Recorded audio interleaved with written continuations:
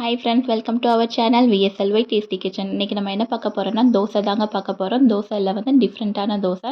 எப்பயும் ஒரே மாதிரியான தோசையை சுட்டு சாப்பிடாம இந்த மாதிரி கொஞ்சம் டிஃப்ரெண்ட்டாக செஞ்சு சாப்பிடுங்க. குழந்தைங்கள்லேருந்து பெரியவங்க வரைக்கும் விரும்பி சாப்பிடுவாங்க. அதுக்கு 10 சின்ன வெங்காயம் எடுத்திருக்கேன், 2 பல் பூண்டு, 2 காஞ்ச மிளகா. உங்கள் காரத்துக்கு ஏற்ப நீங்கள் மிளகா ஆட் பண்ணிக்கலாம்.